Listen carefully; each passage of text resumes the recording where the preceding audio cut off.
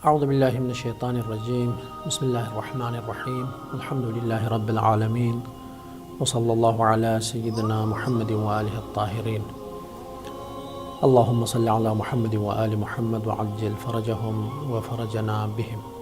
محترم ناظرین گرامی، السلام علیکم ورحمۃ اللہ وبرکاتہ۔ توحید کی بحث چل رہی ہے۔ آج کا درس سبق نمبر یا درس نمبر 7 ہے اور موضوع ہے اللہ تعالیٰ کی پہچاننے کے راستے۔ گزشتہ دروس میں ہم نے تذکرہ کیا کہ اللہ تعالیٰ کو پہچاننے کے 2 اہم راستے ہیں۔ ایک اندرونی راستہ ہے اور دوسرا راستہ بیرونی راستہ ہے۔ اندرونی راستہ سے مراد خود فطرت، اور جب اپنے وجود کی طرف ہم نگاہ کرتے ہیں تو اس میں اللہ تعالیٰ کی شناخت کا عنصر پوشیدہ ہے۔ اللہ تعالیٰ کو انسان بخوبی پہچان سکتا ہے، اور اللہ تعالیٰ نے بھی عالم ذر میں اپنا تعارف کروایا ہے کہ کیا میں تمہارا رب ہوں یا نہیں۔ سب نے کہا کیوں نہیں، تو ہمارا رب ہے۔ اللہ تعالیٰ نے ارشاد فرمایا کہ میں نے تم لوگوں سے یہ اقرار لیا ہے۔ کیوں؟ اس لیے کہ کل معاشرے کے مختلف مراحل اور مختلف حالات میں اگر تم مجھ کو بھول جاتے ہو تو اس وقت یہ نہیں کہنا کہ اے اللہ ہم تیری شناخت اور تیری معرفت سے اور تیری ذات سے ہم بے خبر تھے۔ یہ اقرار اللہ تعالیٰ نے پہلے ہی انسان سے لے لیا ہے۔ دوسرا راستہ بیرونی راستہ ہے۔ بیرونی راستہ سے مراد درواقع اس عالم طبیعت میں وجود انسانی سے باہر نکل کر اس کائنات میں اور خلقت میں جب ہم مختلف چیزوں کی طرف جھانک کر دیکھ رہے ہیں تو یہ پتہ چلتا ہے کہ یقیناً اللہ تعالیٰ موجود ہے، ذات باری تعالیٰ موجود ہے، اور اس کے لیے ہم نے انسان کی عقل اور نظام اس کائنات میں جو ہم آہنگی ہے، جو نظم ہے، اور عقل اس ہم آہنگی کو جو مانتی ہے، اس سے یہ اندازہ ہوتا ہے کہ اللہ تعالیٰ موجود ہے۔ اس عقل اور باہمی ہم آہنگی کے لیے ہم نے کہا کہ جیسا کہ کوئی انسان کوئی ڈرائنگ کرتا ہے، اس میں جب انسان کو وہ خوبصورتی نظر آتی ہے، کوئی تصویر وہ کھینچتا ہے، اس کی جب خوبصورتی نظر آتی ہے تو انسان فیصلہ کرتا ہے کہ اس کو بنانے والا، اس کو کھینچنے والا کون ہے، بہت ہی ماہر انسان ہے، یا کوئی اچھی مشین ہے، یا کوئی اچھا سا موبائل ہے۔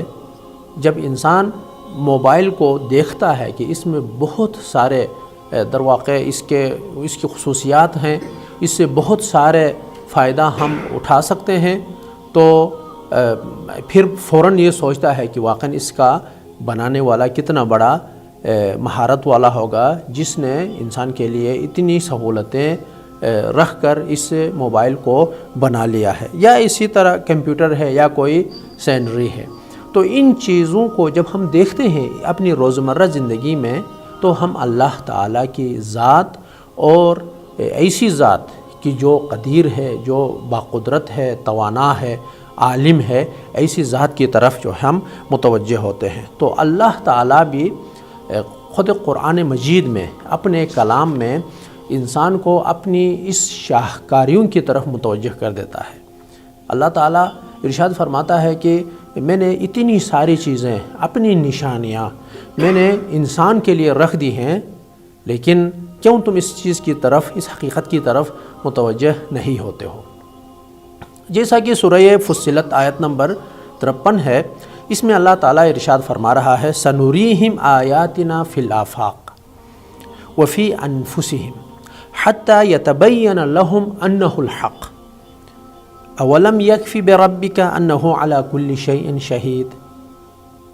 اس آیہ شریفہ میں اللہ تعالیٰ اپنے مخلوق کو، انسانوں کو سوچنے کی طرف دعوت دیتا ہے کہ تم حق اور حقیقت کی طرف کیوں متوجہ نہیں ہو رہے ہو، کیوں ذات باری تعالیٰ اور اس توحید اور وحدانیت رب ذوالجلال والاکرام کی طرف سفر کیوں نہیں کرتے۔ سنوریہم آیاتنا فی الآفاق، اور ہم ان قریب اپنی نشانیاں یعنی رب کی جو نشانیاں ہیں وہ آفاق میں ہم دکھائیں گے، آفاق میں، وفی انفسہم، اور خود انسانوں کے ذات میں ہی ہم اپنی نشانیوں کو ہم رکھ دیں گے۔ کس چیز کے لیے؟ اس کا ہدف اور مقصد کیا ہے؟ حتی یتبین لہم انہ الحق، تاکہ ان کو یہ واضح ہو جائے، تاکہ ان کے لیے یہ آشکار ہو جائے کہ یہ ذات بابرکت کیا ہے، حق اور حقیقت پر مبنی ہے۔ اولم یکفی بربک، کیا آپ کے پروردگار کا یہ وصف، یہ خصوصیت، یہ توانائی، یہ شاہکاری کافی نہیں ہے؟ انہ علی کل شیء شہید، اور اللہ تعالی ہر چیز پر جو ہے بخوبی آگاہ ہے اور شاہد ہے، دیکھنے والا ہے۔ اس آیہ شریفہ میں در واقع اللہ تعالیٰ کی معرفت کی دعوت دی جا رہی ہے۔ اے انسان، تو اس کائنات میں، اس عالم میں قدم رکھنے کے بعد اپنے رب کو کیوں بھول گئے ہو؟ اس ذات باری تعالیٰ کو تم کیوں بھول گئے ہو؟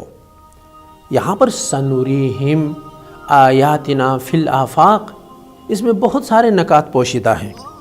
ہم اپنی نشانیاں اس آفاق عالم میں، یہ جو خلقت ہے، یہ جو کائنات ہے، یہ جو دنیا جس میں ہم زندگی بسر کر رہے ہیں، کتنی ساری خوبصورتیاں، اللہ کی نشانیاں ہمیں نظر آ رہی ہیں۔ یہ در واقع اللہ تعالیٰ کی معرفت حاصل کرنے کے لیے ایک کلاس ہے، اور اس کلاس میں شرکت کر کے اس درس سے استفادہ کرنے کے لیے اللہ تعالیٰ دعوت دے رہا ہے۔ وَفِي الْآفَاقِ وَفِي أَنفُسِهِمْ، نہ صرف اس کائنات میں اللہ تعالیٰ نے اپنی نشانیاں رکھ دی ہیں، بلکہ خود ذات انسان میں، خود انسان کے وجود میں، اس جسم میں، اس ڈھانچے میں بھی بہت ساری اللہ تعالیٰ کی نشانیاں ہیں۔ صرف اتنا ضرور ہے کہ انسان ان نشانیوں کی طرف توجہ کرے، تاکہ نشانی کا جو صاحب اور مالک ہے اس کو پہچان سکے، اور معرفت الہی حاصل کرنے کے لیے نہ صرف کائنات میں، کائنات سے لے کر خود وجود انسان تک، جو خود انسان بھی اس کائنات کا ایک حصہ ہے، ایک اکائی ہے، ایک چھوٹا سا حصہ ہے، اس میں بھی نشانیاں موجود ہیں۔ حتی یتبین لہم انہ الحق، یہاں تک کہ ان پر واضح ہو جائے، حق اور حقیقت ان کے لیے واضح ہو جائے۔ یعنی اللہ تعالیٰ کی معرفت حاصل کرنے کے لیے ضروری ہے کہ ہم حق کو تلاش کریں، اتنا تلاش کریں کہ وہ حق ہمارے لیے در واقع بیان ہو جائے، آشکار ہو جائے، ہمارے لیے واضح ہو جائے۔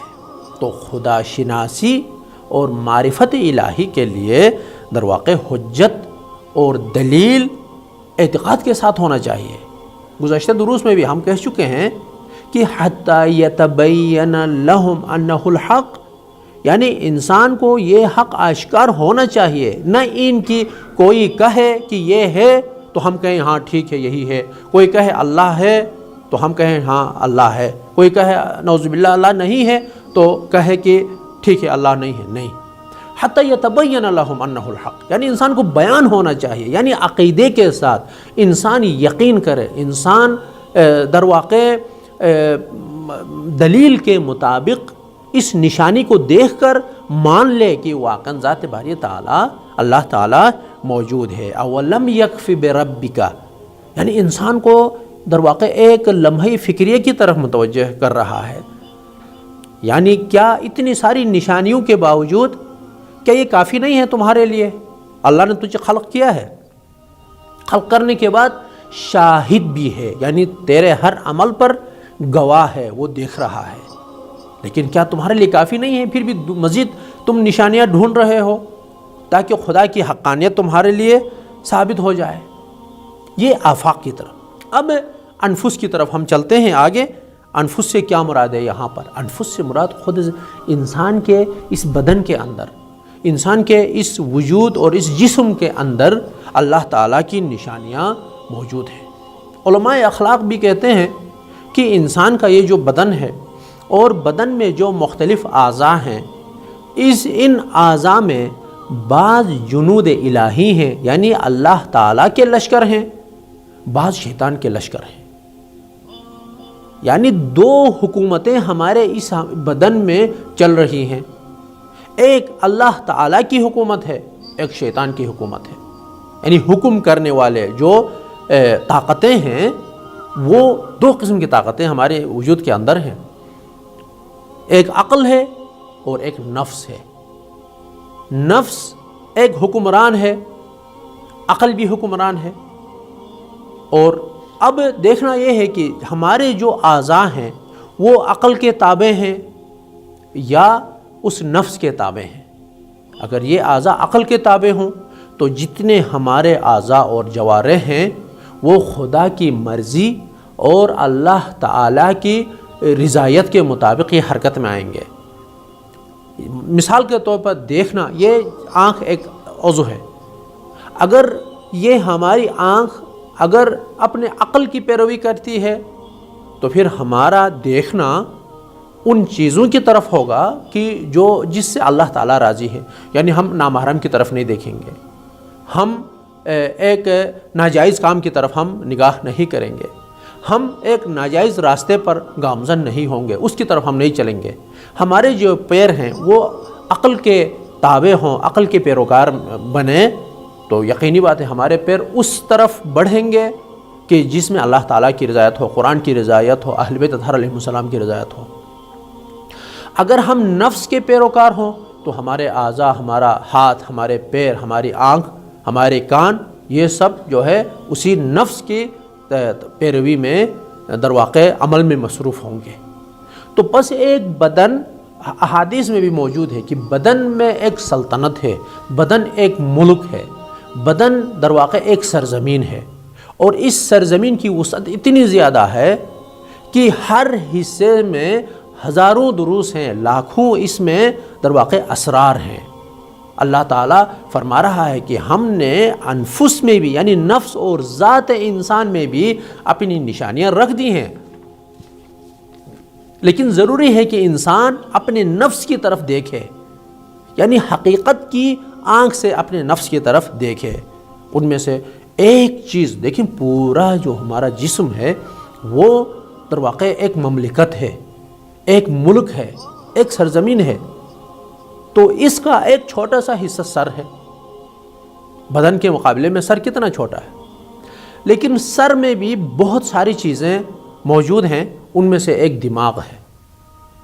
دماغ اگر دیکھیں تو وہ بہت چھوٹا سا حصہ ہے، لیکن اس دماغ میں اتنی پیچیدگی، اس کی بناوٹ اور اس کی اہمیت ہے کہ انسان اگر صرف دماغ کو سمجھنا چاہے، اس دماغ کو اگر پہچاننا چاہے، تو اللہ تعالیٰ کی وحدانیت اور اللہ کے بارے میں اپنا اعتقاد حاصل کرنے کے لیے کافی ہے کہ وہ اس نتیجے تک پہنچ جائے کہ ہاں اللہ تعالیٰ موجود ہے، یعنی ایک ایسی ذات موجود ہے جس کی قدرت لا تناہی ہے، لا متناہی ہے۔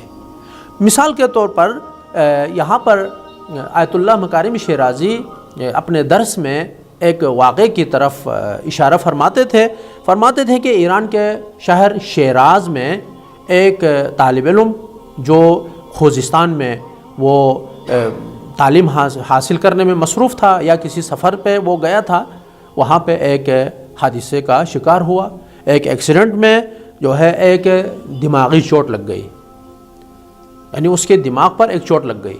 کیا ہوا؟ تو بظاہر اس کا بدن صحیح تھا، یعنی بدن کے جسم کے جو اعضاء تھے وہ سارے ٹھیک تھے، سر بھی ٹھیک ہی تھا، لیکن اس کے دماغ کے ایک حصے پر وہ ایک معمولی سی چوٹ لگ گئی تھی، تو اس کے نتیجے میں وہ اپنا سارا جو سابقہ اور گزشتہ تھا وہ بالکل بھول چکا تھا، یعنی اس کو کچھ بھی یاد نہیں تھا۔ دماغ کام کر رہا تھا، ہر بات وہ سمجھتا تھا۔ دیکھیں خود اسی دماغ میں بھی بہت سارے علاقے ہیں، بہت سارے جگہیں ہیں خود اسی دماغ میں بھی، تو اس میں جس طرح ایک مشینری میں الگ سے پرزے ہوتے ہیں، اس دماغ میں بھی الگ سے اس میں ٹھکانے ہیں، اور ہر چیز جو ہے اپنے ٹھکانے میں موجود ہے۔ اگر کہیں پر کسی کو چوٹ لگ جائے، اگر کوئی متاثر ہو تو اس کا نتیجہ پھر سامنے آ جاتا ہے، اس کا جو اثر ہے وہ انسان اپنے اعضاء اور جوارح میں اور اپنے کردار میں وہ مشاہدہ کرتا ہے۔ وہ فرماتے ہیں کہ وہ اپنے ماں باپ کو نہیں پہچانتا تھا، یعنی اس کے ماں باپ سامنے آتے تھے، وہ پہچانتا تھا کہ یہ دو افراد ہیں، انسان ہیں، لیکن جب اس سے پوچھا جاتا تھا کہ یہ کون ہے تو وہ ان کو نہیں پہچان سکتا تھا۔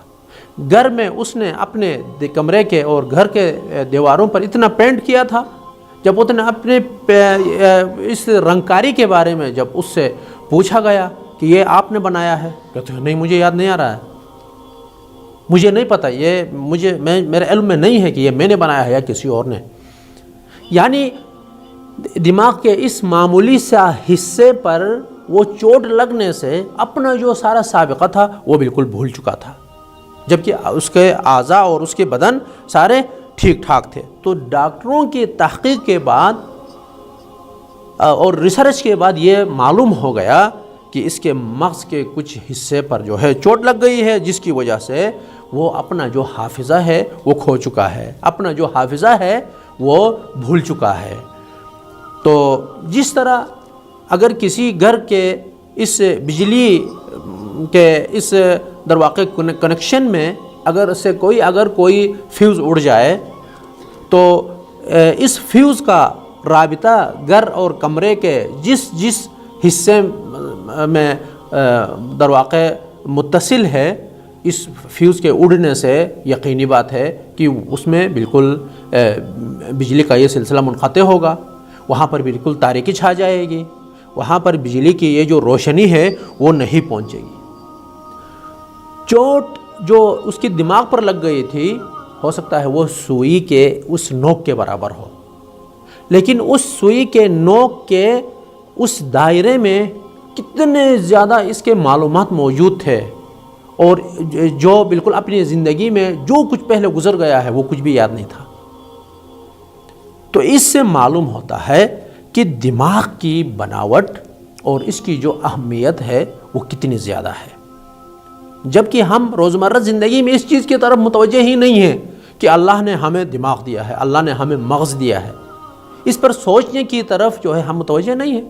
اللہ تعالیٰ ارشاد فرما رہا ہے سنوریہم آیاتنا فی الآفاق وانفسہم وفی انفسہم، یعنی اپنی ذات اور ان کے نفس کے اندر ہی میں نے نشانیاں رکھ دی ہیں، لیکن ہم ان نشانیوں کی طرف متوجہ نہیں ہیں۔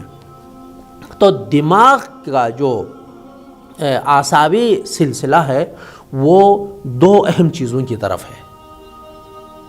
انسان کی جو دماغ ہے، مغز ہے، ان کا سلسلہ دو چیزوں کی طرف۔ پہلا حصہ یہ ہے کہ جو ارادی نظام ہے اس پر کنٹرول کرتا ہے دماغ، یعنی انسان کے اختیار میں ہے۔ مثال کے طور پر ہم بولتے ہیں، اپنے اختیار سے بولتے ہیں، ہم سنتے ہیں، اختیار سے ہم سنتے ہیں، ہم دیکھتے ہیں، جب دیکھنا چاہیں تو ہم جا کے دیکھتے ہیں، ہم چلتے ہیں، جب ہم ارادہ کریں ہم چلتے ہیں، بیٹھتے ہیں۔ یہ جو بعض چیزیں یہ جو دماغ ہے، دماغ حکم کرتا ہے کہ یہ کام کرو، آنکھ تم یہ کام کر، ہاتھ تو یہ کام کر، وہاں سے جو ہی حکم فرمان صادر ہوتا ہے یہ اعضاء وہ کام کرنے پر مجبور ہوتے ہیں۔ تو پس دماغ کا ایک رابطہ کس کے ساتھ ہے؟ اسی ارادی جو ہمارے اعضاء ہیں ان کی طرف ہے، لیکن اس دماغ کا جو دوسرا حصہ ہے وہ غیر ارادی امور کی طرف ہے، غیر ارادی نظام کی طرف۔ مثال کے طور پر ہمارا دل ہے، اگر دماغ کا ہے کہ دل کام نہ کرے، کیا یہ ممکن ہے؟ اگر دماغ کا ہے کسی کے گردے فیل ہو جاتے ہیں، اگر دماغ کا ہے گردے تم کیوں کام نہیں کرتے، تم چل جا اپنا کام کر، تو کیا یہ کریں گے؟ نہیں۔ انسان کے قد کا بڑھنا یا انسان جو قد کا چھوٹا ہوتا ہے، بعض چیزیں جو غیر ارادی ہیں، تو انسان کے مغز کا ایک اور رابطہ انہی غیر ارادی اشیاء کی طرف ہے۔ تو اگر اس دماغ کا یہ تھوڑا سا حصہ اگر مفلوج ہو جائے تو انسان کے جو اعضاء اور جوارح ہیں انسان کے بدن کا جو نظام ہے وہ بھی ساتھ مفلوج ہوتا ہے. یعنی جہاں تک ان اعضاء کا کانٹیکٹ مغز کے جس حصے کے ساتھ منسلک ہے، مرتبط ہے، وہاں تک جو ہے وہ کام در واقع متاثر ہوگا. اور اس میں صرف انسان ضروری نہیں ہے صرف انسان ہو، بے عنوان جاندار جس کے اندر جان ہو، وہ انسان بھی ہو سکتا ہے، وہ ایک جانور اور حیوان بھی ہو سکتا ہے. کہتے ہیں کہ اگر انسان کے اس کھوپڑی سے یہ دماغ اگر نکال دیا جائے تو انسان کے فہم اور شعور کا جو خزانہ ہے وہ ختم ہو جائے گا، وہ باقی نہیں رہے گا. ہو سکتا ہے وہ در واقع زندہ ہے، لیکن اس کے جو آثار ہیں وہ آثار سامنے نہیں آئیں گے. علماء خود عقائد کے بحث میں لکھتے ہیں کہ ایک کبوتر کا وہ مغز اور دماغ نکال دیا، اس کی کھوپڑی سے نکال لیا گیا، وہ اس کے بعد کچھ دن زندہ رہ گیا، لیکن جب اس کے سامنے یہ دانہ ڈالا جاتا تھا تو وہ اس دانے کو نہیں اٹھاتا. کیوں؟ اس لیے زندہ تو تھا لیکن فہم اور شعور در واقع وہ کھو چکا تھا. جب یہ پرواز کرنے لگتا تھا تو اس وقت یہ جب تک کسی چیز سے ٹکرا نہ جائے اس وقت تک یہ پرواز کرتا رہتا تھا. یعنی رکنے کا، کہیں پہ کسی درخت پر کسی چھت پر رکنے کا بالکل وہ شعور اور فہم اس کا ختم ہو گیا تھا. تو پس ایک معمولی سا حصہ اگر متاثر ہوتا ہے تو وہ ایک انسان یا ایک حیوان کا جو متعلقہ عضو ہے وہ در واقع مفلوج ہو جاتا ہے، وہ کام نہیں کر پاتا ہے. تو پس اس پیچیدہ بدن کے نظام میں اللہ تعالیٰ نے کتنی قوت اور توانائی رکھ دی ہے جس کی طرف ہم متوجہ نہیں ہیں.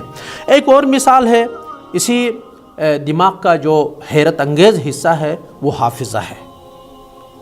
حافظہ یعنی جو چیزیں، جس طرح آپ اپنی کمپیوٹر میں اس ہارڈ میں جتنے معلومات، اتنے فولڈر، اتنی کتابیں، مختلف معلومات آپ رکھ دیتے ہیں، اسی طرح انسان کے ذہن میں بھی وہ ایک ہارڈ کی مانند حافظہ ہے جس میں آپ کے پوری عمر کے جو معلومات ہیں وہ سارے اس میں اللہ تعالیٰ نے در واقع رکھ دیا ہے.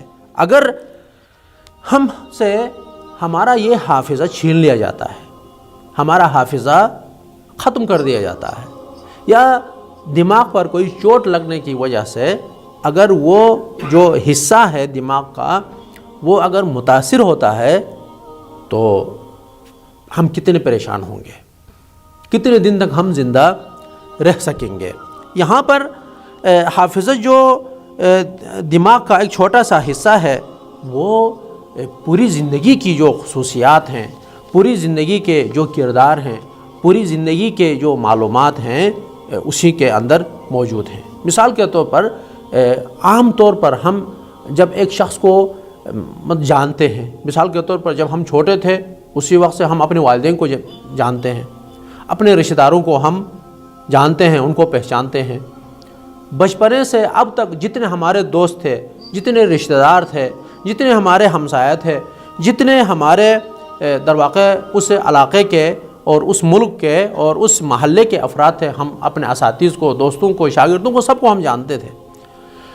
ان سب کی خصوصیات، ان کا رنگ، اخلاق ان کا کیسا ہے، ان کی شکل کیسی تھی، ان کے لباس کیسے ہیں. اسی لیے اگر 10 سال پہلے آپ نے ایک شخص کو آخری مرتبہ دیکھا ہے تو اس کی جو جسامت ہے وہ آپ کو معلوم ہے، اس کا جو اخلاق ہے وہ آپ کو پتہ ہے.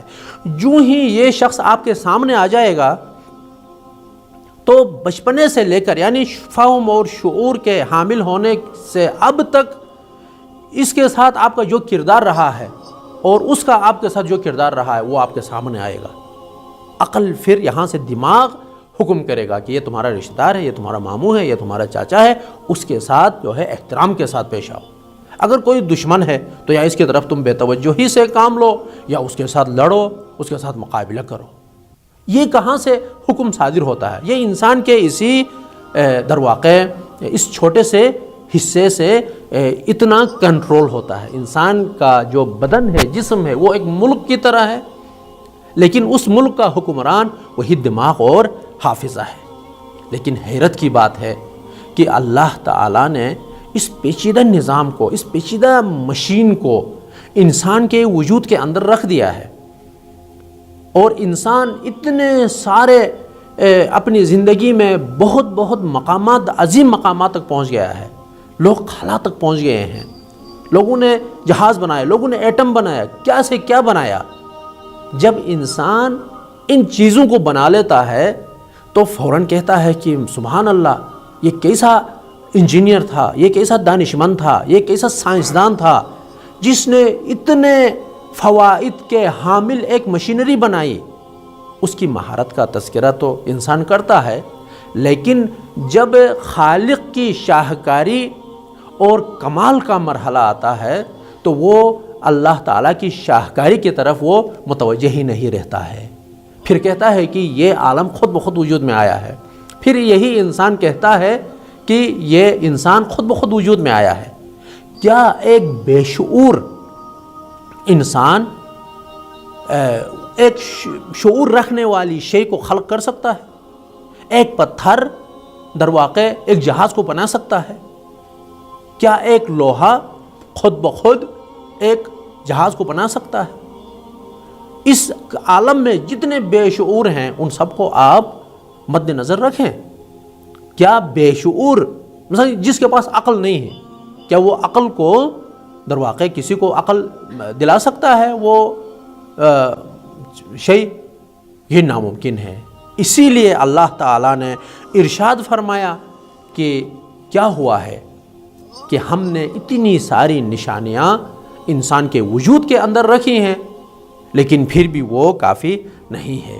جیسا کہ سورہ ذاریات آیت نمبر 20 اور 21 میں اللہ پاک ارشاد فرما رہا ہے وَفِي الْأَرْضِ آیَاتٌ لِلْمُوقِنِينَ، یعنی ہم نے اس زمین پر بھی جو اہل یقین ہیں، جو فہم اور شعور رکھتے ہیں، ان کے لیے ہم نے نشانیاں رکھتی ہیں۔ وَفِي أَنفُسِكُمْ، اور تمہارے خود نفس اور تمہارے جسم اور تمہاری جان کے اندر بھی ہم نے یہ عبرتیں اور یہ آیات اور نشانیاں ہم نے رکھ دی ہیں۔ افلا تبصرون، کیا آپ لوگ اس چیز کی طرف توجہ نہیں رکھتے ہیں، بصیرت نہیں رکھتے ہیں، سوچتے نہیں ہیں؟ عزیزان گرامی، ان آیات اور اس بحث سے ہم یہی سمجھتے ہیں کہ اللہ تعالیٰ کو پہچاننے کے لیے اللہ تعالیٰ نے اپنی نشانیاں ہمارے وجود کے اندر، ہمارے آس پاس میں ہمیں رکھ دی ہیں، اور ہمیں دعوت بھی دی ہے کہ ہم نے اتنی ساری آیات اللہ تعالیٰ کی حقانیت پر رکھ دی ہیں، لیکن تم کیوں توجہ نہیں کرتے ہو؟ اللہ خود ہمیں دعوت دے رہا ہے۔ اللہ تعالیٰ سے یہی درخواست ہے کہ ہمیں بابصیرت بننے کی توفیق عنایت فرمائے، ہم اپنے انفس اور اس کائنات میں اللہ تعالیٰ کی معرفت پر دلالت کرنے والی جو چیزیں ہیں ان کو ہم اچھی طرح سمجھ لیں، اور انہی نشانیوں کے ذریعے سے اللہ تعالیٰ کی وحدانیت کو سمجھنے کی توفیق عنایت فرمائے۔ آمین ثم آمین۔ والسلام علیکم ورحمۃ اللہ وبرکاتہ۔